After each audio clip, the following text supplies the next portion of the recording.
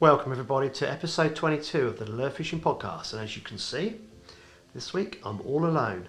But don't worry, Moya Hunt and Capolo, sound like a dodgy solicitor's firm, will be with us at different points within the podcast. Before we get to those guys though, I have some fishing news. If you remember a couple of podcasts ago, Tom Moyer started to mention the kayak results from previous rounds of the KAOTY Kayak Angler of the Year. Now this podcast comes out on the 17th of November.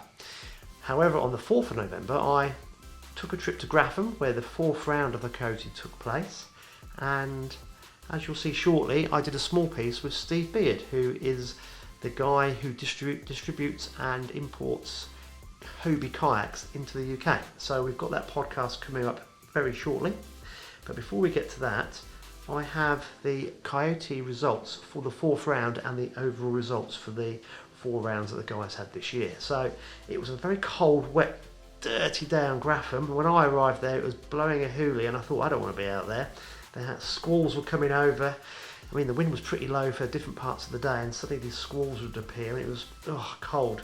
Anyway, the guys braved it out, and top 3 were as follows. David Jacobs was 3rd with 189 centimetres. Second was Mark Radcliffe with 197.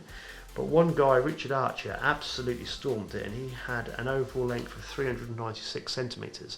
So this was a combination of perch pike and zander. And I know Richard had a 110 pike, so that's an extra special fish. So well done, Richard, for that. Now the cumulative scores go forward to the KAOTY overall results. So that big score by Richard had a big impact on the overall results for the series competition. So the top 3 for the series competition were: in 3rd place, Mark Radcliffe with 1,077 centimetres.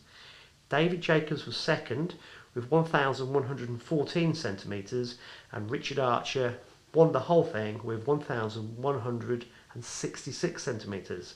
So that was a great performance on the final day, Richard, to take the overall result as well. Now, Richard also wins a Hobie Lynx kayak. So this is a £3,000 kayak that was put forward as a prize for the overall winners. That's a great prize to have for this event. So as you can see, it's exciting times in the lure fishing competition world, because obviously bigger prizes mean that sponsors are involved and more exposure and so forth and so on. So things are getting very exciting and moving forward in the lure fishing competition scene. So I just thought I'd mention that, and I'll drop in a few pictures as I was going through it.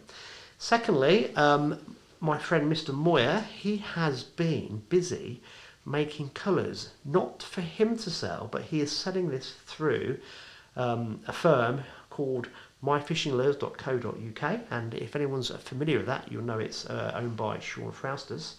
And Tom is making 6 colours for Sean in the Craw 21, and they are black and blue, cow pie, electric green pumpkin, dune bug, and watermelon red. And actually, I lie a little bit, there's a 7th exclusive colour which is to be announced. So Sean's going to be selling FFS lures on his website as well. So there's exciting times for Tom as he's starting to expand. So what I will do is I will drop in a little bit of magic from Tom Moyer and his Lure Lab now. Hello, greetings from the Lure Lab. It's a little bit cold, hence all the get up. Right, so I'm going to be making the Craw 21 in black and blue. Going to take you through the process, and Andy, I'm sure, will make some editing magic to make this all sound good and look good and all sped up, and it won't take so long. So let's get into it. Raw plastisol, I've already put it through the degassing chamber, which takes out any bubbles that I've just put into it by mixing the plastisol. So that goes into microwaves. I like to heat it at least 3 times to get it up to the temperature.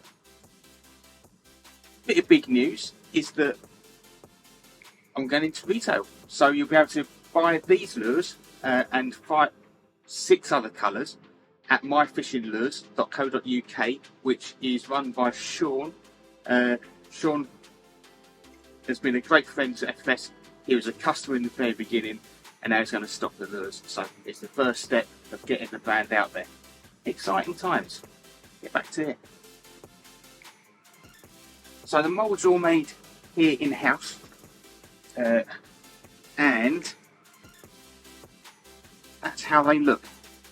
So aluminium faced off and then cut out. Quite a bit of machining time on that. That's probably 30 hours, maybe less, of machining.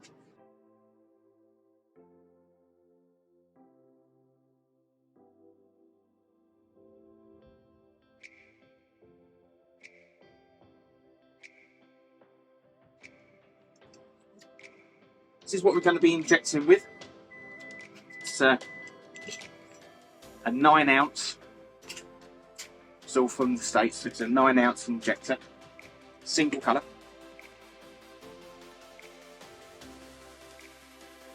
Given the pigment that you're going to use, giving it a shake. I've been doing this recipe for a long time. It's very simple, so I know exactly what goes in.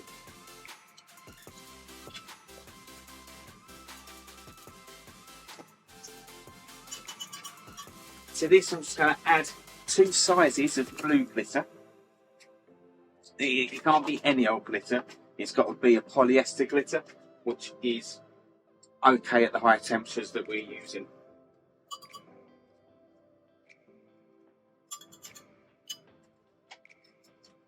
If you use the wrong glitter, it will just melt.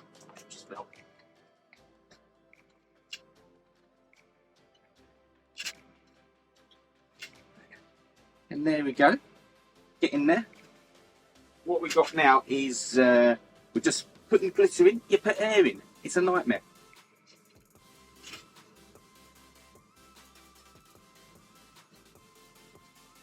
And now we've got to wait for that to cool down again. So we want to be shooting, we want to be cooking to 350 and then shooting around 310. I like to shoot around 310. It doesn't cause any issues that way. Now, it's cold injectors. I'll get 27 lures out of this, and I've only got in total 600 to make. So, going to be a couple of days' work.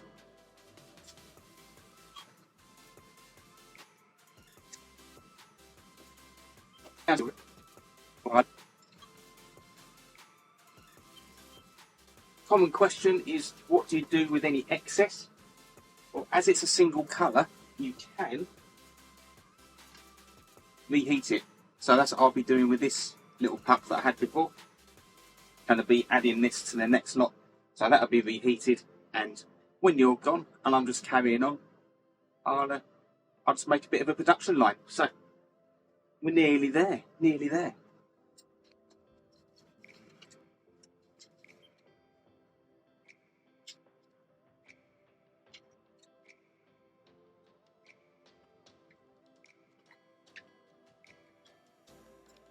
Right, there we go. The longest part is the cooking and the actual prep.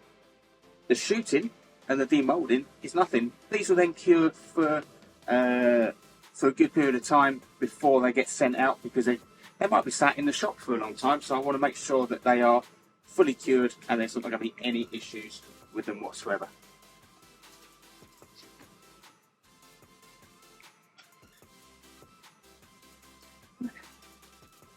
There we go. Probably not the greatest light because the light's here, but that is the Core 21 in 60mm in black and blue. So that's how we do it. I'm going to get back to work, but thanks for stopping by. Take care. Tight lines. Ta-da. So guys, I hope you found that interesting. Obviously that was a heavily edited version of what Tom does in his home setup to produce these lures, and as you can see, it's incredibly labour intensive.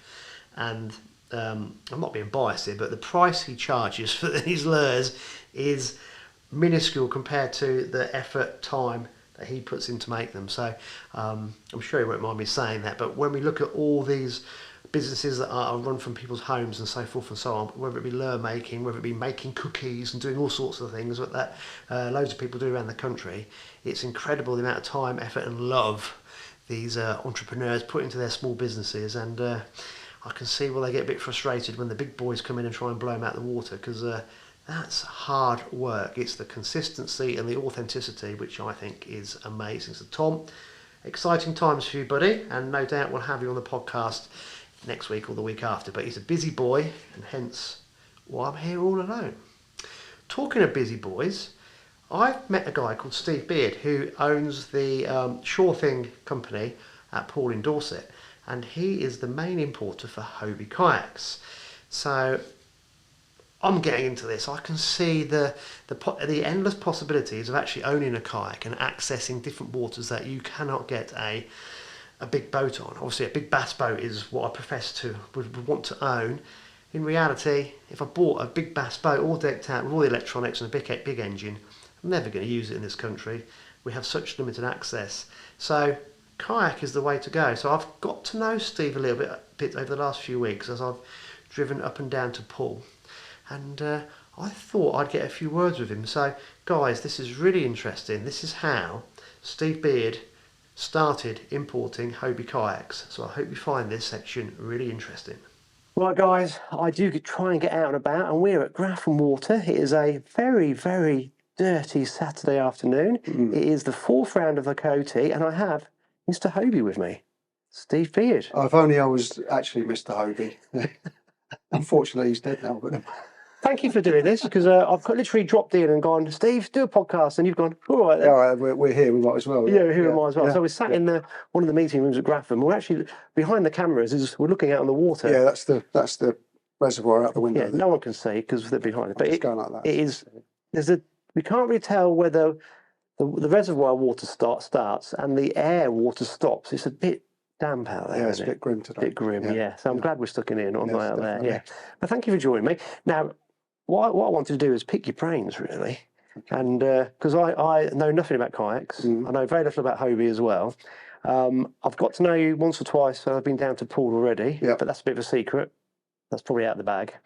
But I really wanted to pick your brains about how you got into HOBIEs, bring them into the UK, distribute them, and how you see the future for HOBIEs going. So there's an awful lot there, and we've got 2 minutes. No, we've got half an hour, so we can cover this quite nicely. So can you tell me, Steve, your background into this and how you kind of started off? Yeah, okay. So some people may be aware that HOBIE is not originally a fishing brand. It's a sailboat brand. In fact, before that, it was a surf brand. So the brand started in California.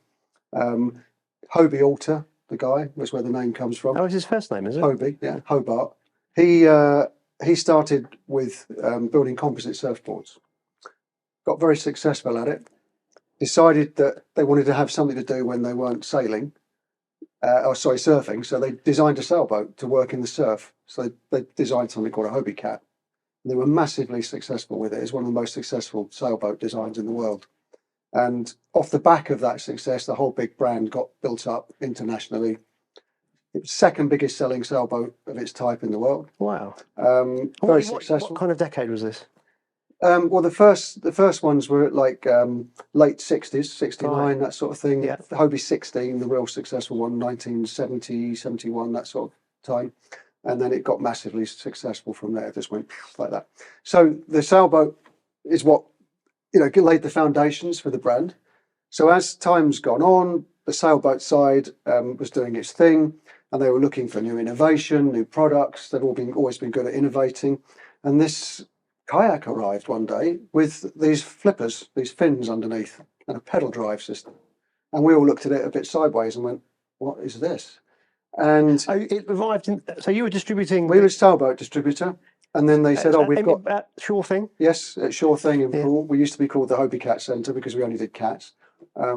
This kayak arrived with flippers. They said, look, we've got this new product. We want you to have a look at it, see what you think, sell it.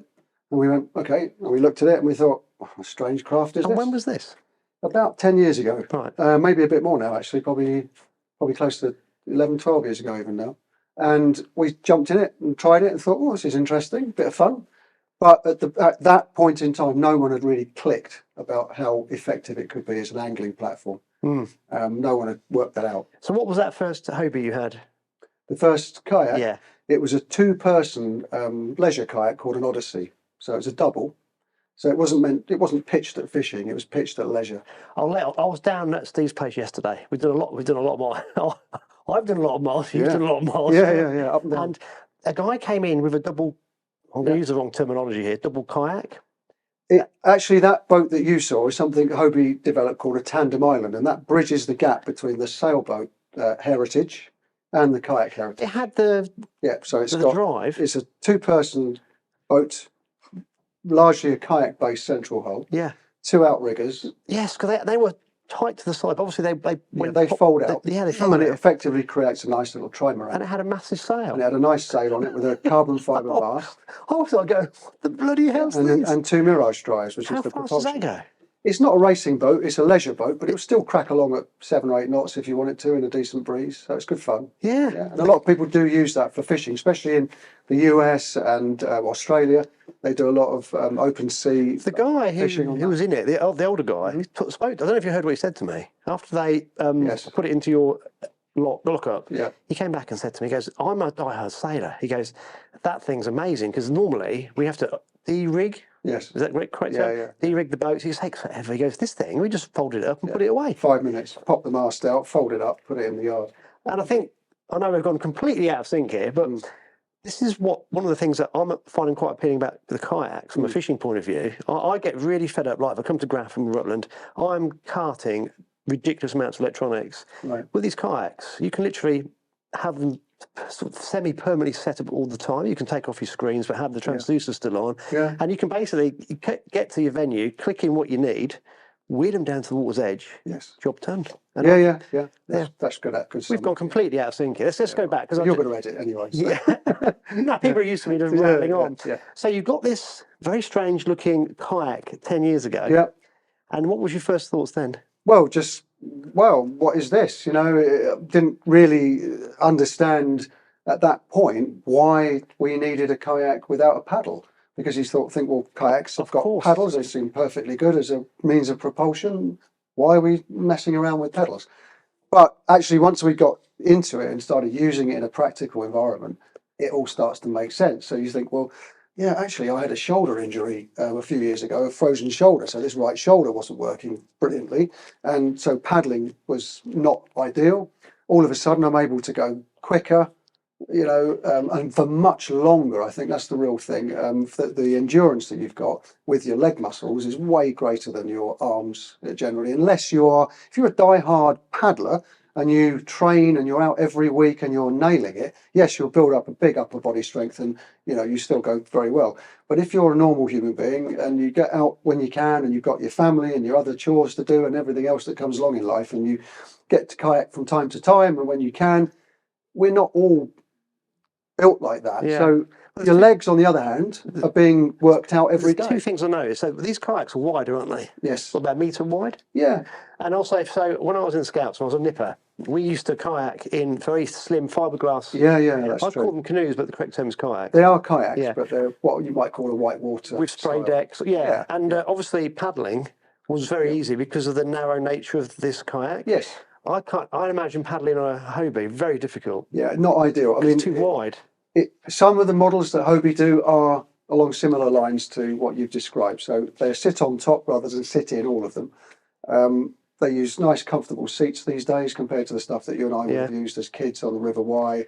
You just get fiberglass rash on my legs. Fiberglass rash on your legs, numb balm, all those things. And those boats, I mean, we've got some models that do paddle quite well. So if you wanted to not use your drive and use the paddle, you've got the Revolution series, which there's an 11-foot Revolution and there's a 13-foot Revolution. Really nice hull shape for paddling. Right. It's narrow. Yes. But they're not necessarily first choice fishing platform for a competition venue like this, because it's a different style of fishing. They do get used quite extensively on the sea because they're nice. They've got a lovely motion on the sea. They're easy to paddle. Very light for roof racking. They're lighter than the dedicated fishing kayaks. So Hobie have got a boat for almost every application. Yeah. You've just got to look at what you prefer to do, what's likely to be your most regular spot, or how you like to fish. If you're a sea fisherman, whether you're reservoir fishing, competition, local lake, river, canal, and look at it. And if you're you know, want to do all of it, you have to get a kayak as close to you can to compromise all of it. Yeah. The second thing I was going to say as well with the foot drive is that I'm a bit of a geek. I've got a sports psychology, sports science background. Yes. So I know that a bicycle is like 7-to-1 ratio of efficiency. Okay. So if you run a mile, it's like the equivalent of cycling 7 miles. Yeah. So with these foot drives, are they like a bicycle? They're very efficient. Yeah, the efficiency comes from the fact that on a Hobie, you're not using a cyclic system. Yeah. So there are some kayaks which are pedal. But you haven't got gears either, so it's sort of set gearing. It's a set gearing. Yeah. And it's actually spot on for the, shall we say, hull speed that you might achieve in a hull of that length and that shape and that size. There's no point having it geared to a crazy gearing to get high speed if the hull shape won't support that. Right. There's a lot of science you'll be behind thrashing it. a lot of water, not necessarily getting a great deal out of it in terms of more speed.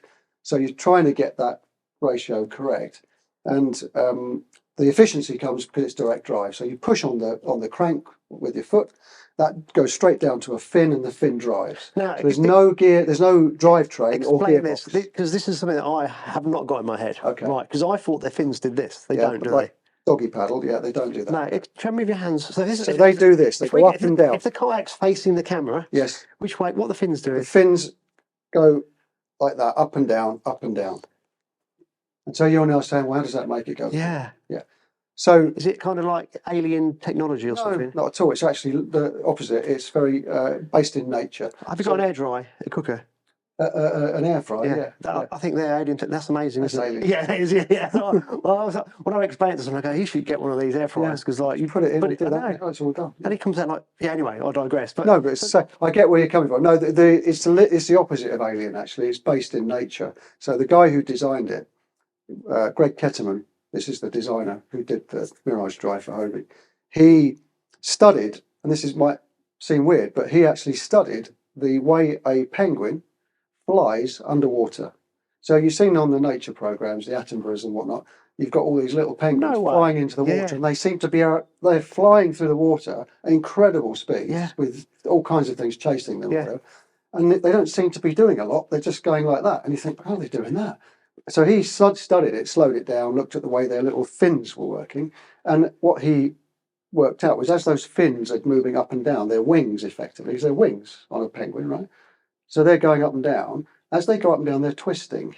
Right. And it creates a sculling motion. Yeah. So as they go up and down, they're sculling the water back and forth. And it's that sculling motion that actually drives the kayak forward. Because I was out one yesterday, Chris, and he was telling me in shallow water, just do...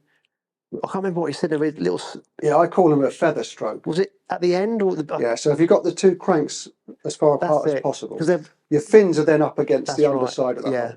So your kayak is not drawing any extra depth. You can go into really shallow water and the fins are laying against the hull. So it's not a problem. And you can beach the kayak as long as you take it easy.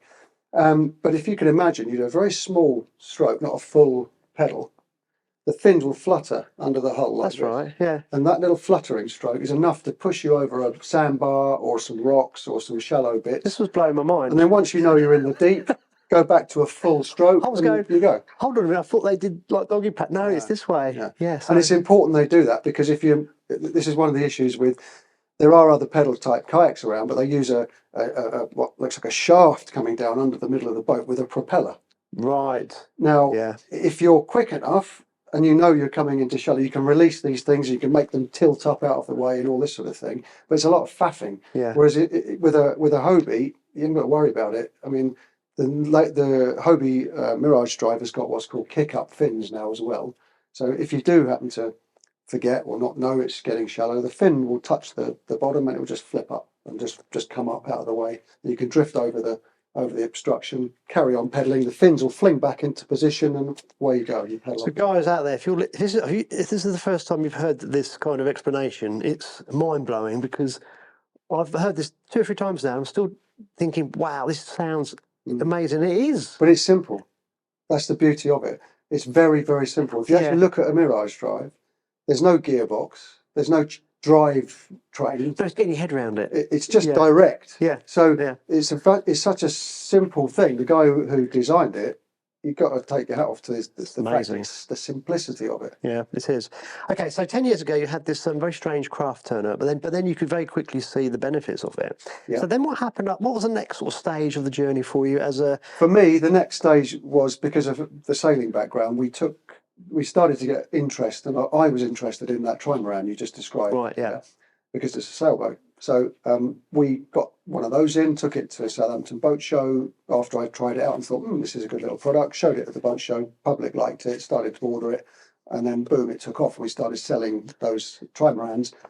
And at the same time, Hobie in the US and other parts of the globe, Australia in particular, the anglers had clicked and they'd suddenly gone, hang on, this is a brilliant way to fish. So a Hobie is more a boat for anglers rather than I made the mistake, I think, early days, talking to paddlers when I was at shows, boat shows and so on, and they would poo-poo the whole thing, and because they're purists, they don't want to pedal, they want to paddle, they're paddlers. And so you're wasting your time talking to those guys, basically, because they don't really want what you're selling. You talk to an angler, and he suddenly says, actually, I'm not fussed about the paddling. I want to catch big fish, and I want to be successful. You don't want to angling. You don't want to paddle in your hands. No, or a rod in your hands. I want a rod there, and I want to get to where I want to fish fast, efficient, comfortable, stable, etc., etc., etc. So they're anglers first, and they've realised that the Hobie was a perfect platform to fish from, and then it changed. So all of a sudden, even though there was a lot of resistance from the purists saying that they weren't proper kayaks or they were this or that, suddenly all the anglers were getting them, and they were becoming very successful, and suddenly they're catching a lot of fish, and suddenly it became a thing. So what models were you, when you obviously this kicked off, what models did you notice that were coming in that you were getting the most sales on?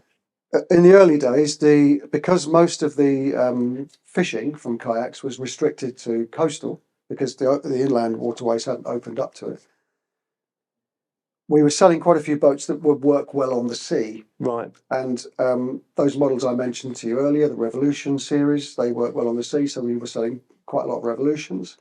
We had a boat called a Revolution 16, which unfortunately they discontinued, but that was a good seller. And then the real jewel in the crown was probably the boat called the Outback. And that's the biggest selling pedal drive fishing kayak in the world. And what lengths is that produced in? They're about 13 feet. Right, okay. Under. And they still produce it now? That is now, is still the mainstay. Is it really? It's been revamped, it's been redesigned as a Mark II, as it were. So they improved upon it. And that's the boat we're selling and using today, and it's a very popular boat, and we probably sell more Outbacks than any other. Very closely followed now by the ProAnglers. Yeah, is the Outback the one is it a bit lighter? You can put it on the roof rack. Yeah, it is lighter than the ProAngler. Yeah. So if you do want to make it easy as possible to load it on a roof, that's probably the compromise you'd make. So then the ProAngler came out, and why was that seen as the next step up for bigger water fishing like reservoirs and competitions? The ProAngler, the clue's in the name. So what they did in the US is they got hold of some top fishing guys. They sat them all in a room and said, right, you can be our pros, our consultants, our fishing team. What do you want from a fishing kayak? What? Come on, write it down. Show us. Tell us. You're the fisherman. What can we do? What can we make? Right. Okay. And they said, well, we want it to be really stable. We want it to be, have all kinds of tackle management stuff on it. For rod tubes and lure boxes and fish bags and all the different things that they want to add to the kayak. And then obviously the fish finder screens, etc., etc. And the other thing they were really keen on is a really comfortable seat, because unlike some people paddle for a long time, they'll spend all day paddling, but actually it's uncomfortable in the end, especially when you get a little bit older. And so these guys wanted a really comfortable seat, and you don't get that on a classic paddle kayak. So if you look at the ProAngler, it's got a seat to die for. It's a beautiful seat, massively adjustable, very, very well designed, and you could spend all day in that seat and you'd be loving life. It's a perfect seat.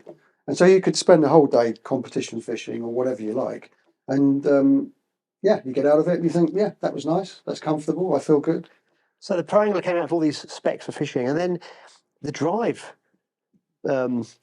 changed as well, didn't it, slightly? Yeah, the drive changed across the range. So it moved from a standard drive, which was the early incarnation on that Odyssey. They then changed for it. The first change was the fins. They changed the shape of the fin to make it more efficient. And after the change a couple of years later, they work out that they can put bearings into their system and make it a GT drive. So they makes it even less resistance and even more efficient. So then the bearing drive came out. And then after that, the Mark IV or whatever it was then the sudden addition, which is the 180. So what was that then? That was a real game changer, and that was really pushed by the anglers. So one of the things that was more difficult to do with the Hobie was go in reverse. So it's great for propelling you forward, but if you went in under overhanging trees or into cover and you were drifting and the wind's forcing you in there and you don't want to be there, you needed to get your paddle and just back yourself out. And so that wasn't as efficient as we'd like it.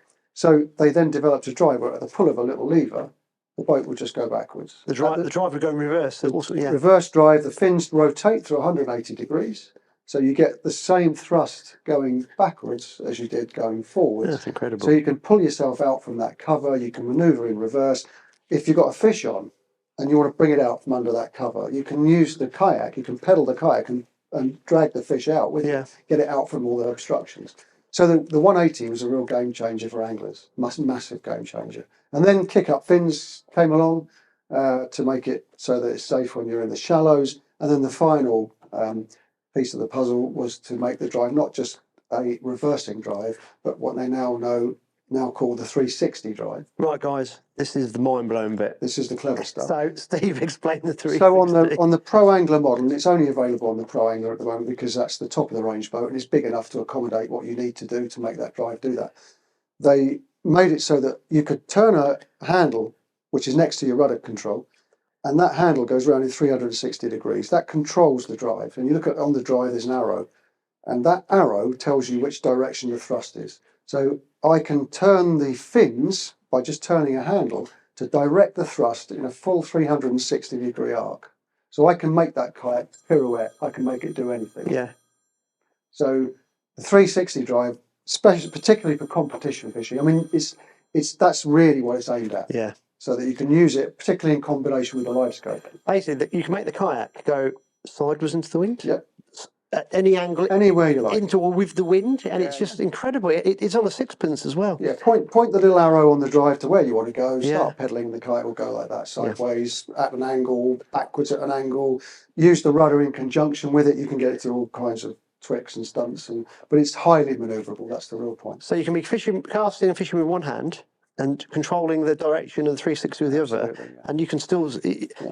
Once you get proficient with it, it probably makes no difference at all to you. You can just incorporate it in what you're doing, retrieve. People get very natural with it. And then you use that in conjunction with something like a live scope system where you're scanning around with a transducer, you spot a shoal of fish, it's 20 foot over there, you point the arrow of the drive at the shoal, you pedal, and within seconds you're over the shoal, boom, and you're on the fish. Yeah. Very effective. And intuitive as well. Yeah, very much so. So I'm led to believe. That's amazing. So over a comparatively short period of time, say 10 years, you have seen Hobie have really gone to town on the fishing market. Yeah. Would you say in America it is really boomed? Massive. I've been to the States a couple of times and I've visited the Hobie factory in California. I've been over to ICAST and been with Hobie there at the ICAST show, and you see the scale of it in the US. It's shocking. I mean, you just think, oh wow! I mean, it's incredible. What about Australia? Is it quite big? Australia big too, but I mean, Australia is interesting because although their population is a lot smaller than ours, they all live on the coast. Yes. So boats is a must-have for them, and they love fishing, and they have got prolific species to catch and eat. Yeah. And they go out and catch all the fish, and they eat most of it. It's not just there's competition stuff going on at a very high level, but even the ordinary boy or girl in the street, as it were, they'll have a kayak, a Hobie, and they'll go out and they'll go and catch their dinner. Yeah. They're not competing. No. You see it as a very effective way to go and catch fish. It's amazing. One final thing before we finish, because we've got loads of things to do, and obviously that phone was the bat phone from the competition. So we don't want to go on too much longer. That's been amazing. So just to finish off, because you are the distributor in the UK.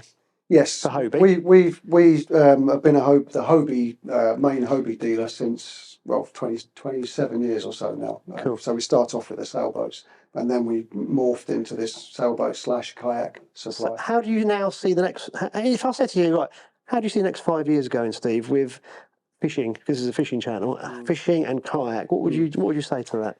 I think the innovation on the kayaks has got to a level now where it is so good. People who have been fishing for a long time, and they may have been boat fishermen, bass boat fishermen, boats on places like Grafham, Rutland, shore fishermen, beach casting guys, all of the different disciplines. They've all now seen the kayaks. They've all got friends who've got one, and they've all seen their catch reports, and they've all seen their Facebook photos and their Instagram pictures, and they're like, how is he getting all those fish? And all of a sudden, and they suddenly realise it's all been done from a kayak. Yeah. And they all want in on this. They don't want to be the guy blanking from the shore. They want to be out there on a kayak, getting to where the proper fishing is. And so now it's like a domino effect. It's going ding, ding, ding. Everyone's getting into it. They've all seen the benefits of it. Yeah. And I think that will just keep going. Innovation-wise, of course, companies like Hobie will keep innovating. Yeah. But they are a commercial outfit, so they'll do it at the pace that suits their commercial program. So, for example, 2024, very small changes because they've got to a point now, I think, with a lot of these kayaks where they are at a very high level. And there are things you can still do to them. There will be innovation, but it'll be incremental now. The kit we've got out there for you now is amazing. It's incredible, yeah. And I think more and more people have sussed that out. They've seen it all. I mean, the exposure we're getting all across social media and internet channels and YouTube and all the rest of it is spread the word. So I think it can only go. I'm not going to touch on your involvement with KAOTY, which is Kayak Angler of the Year, on the podcast, because we're going to do a separate video for that where Steve's going to mention this. I don't want to double up. So, guys, if you want to see that, go and watch the video I'm going to produce with Dave Morris. Dave Morris doesn't know this yet, but we're going to do the presentation at the end of Kayak Angler of the Year, and I'm going to do a little piece with Steve explaining your role from the distributor and the kind of the sponsorship side. So do that on that piece. Yes. So, guys, make sure you watch that video. One final thing, though, I was just thinking, so it seems like lure fishing is really starting to take off in the UK. Definitely. And it seems like kayak lure fishing is kind of in tandem with it. And I think it's driven it, actually. I think kayak fishing has really been one of the drivers to the popularity in lure fishing because, I've got a friend I was staying with last night and we went out for a drink and we were chatting about it and he said he's not yet got a kayak. He's just come back from a jungle trip in Amazon in Brazil, catching peacock bass and the like. And he said to me, I've just spent a load of money on lure gear now. He said, I've got a lure, rods, reels, incredible selection of lures. I'm loving it. I'm really enjoying it. Now, this particular guy I've known since childhood, he's always been a coarse fisherman, carp angler, doing that style of fishing. And after all this time, and he suddenly caught the bug for lure, and he's so excited again, and he's really loving that action side of fishing, that mobile, always on the move, always moving around, firing a lure here, not working, let's get over there, let's get over there. Oh, look, there's a flock of birds, let's get to where they are, there's going to be fish. That dynamic aspect, not the static, sat in the bivvy, cooking bacon sandwiches and watching TV. That's great. There's a place for that, but there are also a lot of people that doesn't work for them. And this lure fishing side of things is very exciting. And when you can do it on a kayak, and it's seen much more as a sport. I think the lack of slipways we have in this country, access to waters for a big boat that's kitted out, is we have got very limited access. Whereas a kayak, you can just slide it in just about anywhere, can't you? Yeah, there's a particular model we do called a Lynx. It's only 20 kilos. It's composite. It looks like a stand-up paddleboard actually, but it's solid. And that's one of the prizes. That's the prize for KAOTY. So make sure you watch the other video, guys. It's a lovely prize. You'll see the prize on the there. Super lightweight Hobie is a clever design. It's got the Mirage Drive 180. It's got the manoeuvrability. It's got a nice seat. All the things we talked about. But it's a 20-kilo hull that you can just pick up and put it on your car roof like that. Yeah. So the Lynx, because it's so light and easy. quite a few of the guys we work with who are part of our fishing team and are just good Hobie customers and are into it, they may have pro anglers and outbacks and all the rest of it for kayak fishing competitions and so on. But quite a lot of them also now bought themselves a Lynx because it's just so easy. You can be driving along, you can spot a little place you can put in. Yeah, if you know that term, and kayakers know that term, a little put in place. It might be just a little gap in the trees and a little grassy I'm an old slope. fanboy, right? We've got lots of secret places where we used to drop in little 10-foot these GPS boats, but they're pretty heavy. But but we found a way. That's the and we idea. towed back up the bank using the cars. There you go. Yeah, because you couldn't stop us. No, and this is where the a Lynx bit easier of a 20 kilo. Yeah, they just pull up down the road a bit. Okay, whip it off the roof, drive in, seat in, bang bang, couple of rods down the little slope between the trees, slip it in, boom, and they're fishing a spot that nobody else has perhaps fished. Yeah. And that's the beautiful thing. They clean up and you know, they're doing competition fishing, reservoirs, sea fishing, all these other things where they want perhaps the bigger boats, but they also love to go and do a bit of top water chub action on the Thames. You know, get in underneath the willows and fire a lure in, and you know the Lynx is a perfect platform for that. Cool. So we're hitting it at all angles, all the different disciplines, all the different ways you might want to fish, but it certainly covers that putting in situation. You just don't need a slipway. You just need a little gap. Perfect, isn't it? Right, we're going to put it to an end, but if people are interested and they want more advice and maybe a sale or two, how do they contact you? So we're down in Poole in Dorset. We chose that location many years ago because we're right next to the water. I mean, we're yards from the water. We keep a selection of the main models there, ready to go. We can have you in the water in 5-10 minutes. You can bring a rod, don't bring a rod, whatever you want to do. There's a few bass around, might grab your lure. You can come and test and have a try on these Hobies and see if it suits you, test the comfort, test the drive, etc., etc. Poole in Dorset. The company is called Shore Thing, SHORETHING, as in shore, not as in SURE. I say we're the main Hobie dealer, and you can come down and find us online, shorething.co.uk. Give us a call, give us an email, whatever you like, and come and book in, and we'll give you a time slot and put you in the water. I'll add a caveat to that because it's not a showroom. No, it's a very practical place where Steve has boats you can try out, and that you were very keen on that, weren't you? There are places where you can go and you can look at kayaks in a shiny showroom, you know, under bright lights. What's the point? And you can go in and you can touch it and you can stroke it and you can look at your reflection in the glossy finish. But that's all it'll tell you. And we felt that it's really, really important that people are able to sit in the boat on the water in a practical situation, take a fishing rod, pedal it around, you know, maneuver it, lift it, carry it, do all the things they want to do. And so that's been really how we've operated. I've been down twice, and the first time you made me feel so at home. Second time was yesterday, and you guys just looked after me beautifully because I just got down there. We're straight out in the kayaks. I had rods, not my rods, just nicked you rods, didn't I? I was straight out there, and it was just like, I didn't feel like I was imposing. It was very genuine. So from my perspective, thank you. That was brilliant. Pleasure. And so guys, if you're interested, just get in touch. Honestly, you would not regret it. This is going to be, I think, the kayaking, the lure fishing, it's just going to push the whole scene. It's going to just, I keep saying to people, we're like on this crest of a wave, but it's a bit like a tsunami it's building.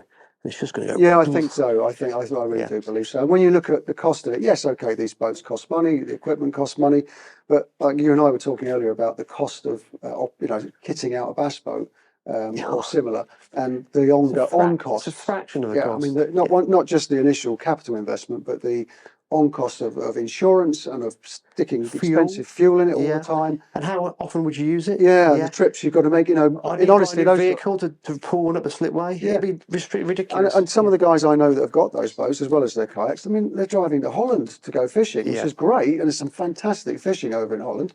But in reality, how often can you do that? How often can you afford to do that? The time it takes to get there. You know, you want to have something where if you don't live too far away from one of the great rivers or one of the big reservoirs or even a canal or whatever it is, you know, if you have something like a Hobie Lynx, you can chuck that on your roof of an evening in the summer after work, go down and do a couple of hours, come home. This country, everything's in driving distance. Yes. If you compare it to other countries, absolutely. It's like we are a small island, everything's hittable. just lack of access. Yeah, but because you're not going to get your big bass boat out and get it all rigged for the road and drag it down there for a couple of hours over. There's no slipway. Yeah, exactly. So, you know, I think you're right, and I think because of that practicality, the accessibility, I think is the key to it. Yeah. I think it's got a long way to go yet.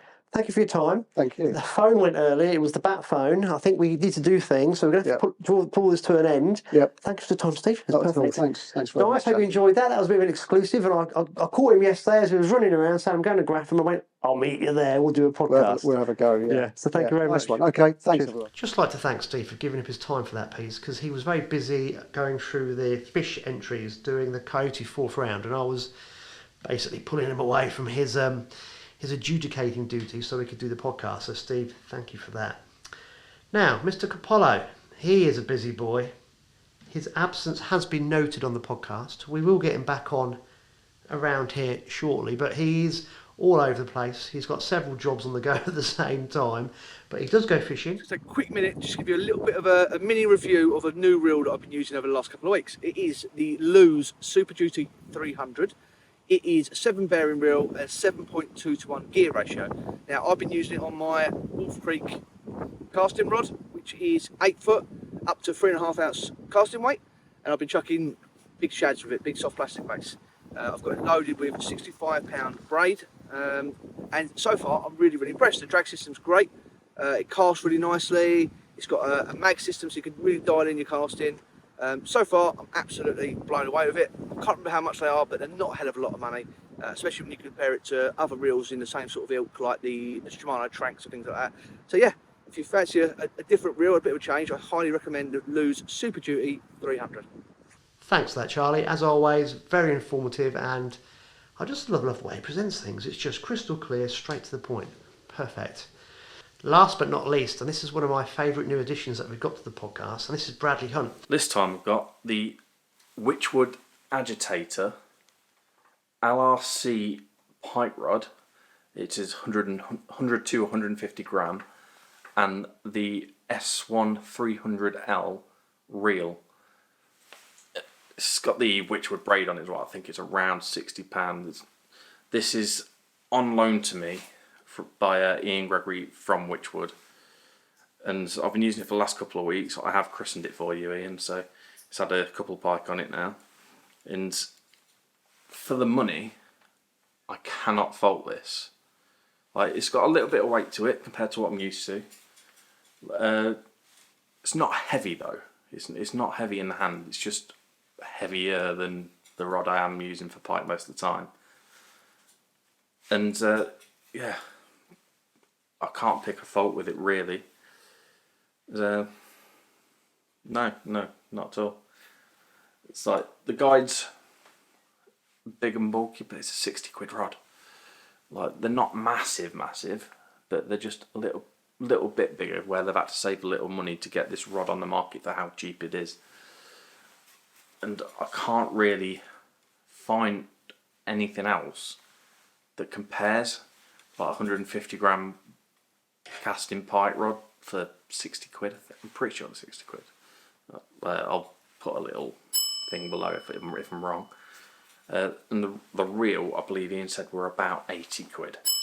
And it looks nice. Yes, it's plastic, but it's rugged. It's not going to fall apart on you. And for 80 quid, it's even got a drag clicker. Like, most top end reels don't even have a drag clicker. It tends to be a more premium feature, and it's in an 80 quid reel. So, can't knock it. If you're somebody who's maybe wants to dip the toes into big pike baits, but doesn't want to splash out on a much more expensive rod and reel, because it's hard to get such high casting weight rods and particularly the reels for such a low price. Like, a lot of the budget pike reels are still well over 100 quid, and they're usually not great. Witchwood Agitator LRC and Agitator S1 300L. Go check them out. So there we have it, guys. Another awesome piece from Bradley. Bradley, thank you very much for that. As you can see, we're trying to experiment with the format of the podcast, trying to make it a bit more of a magazine type content with people having different sections that they're dropping in. So I think this week has been the first time that we've actually had 3 separate sections from the guys that normally feed straight in. Let me know what you think in the comments, guys. I think this is the way to go. We've got a few more people lined up who are going to try and make regular contributors next season as well. I do think this is a more impactful way of running the podcast. Obviously for us, logistically, it makes it far more manageable because we haven't got to do the miles up and down motorways and try and meet up with everybody. It's a little bit lonely sitting here on my own, but I don't mind doing it if you guys like this format. So let me know what you think in the comments. If you haven't done so already, please subscribe to the channel so you know what's cropping up, because there are lots of things occurring as we go through the seasons, and obviously depending on who I'm talking to at relevant times in the year, we can get them on the podcast as well and we can plug them into what we're doing. Anyway guys, as always, thanks for viewing and we'll catch you next week.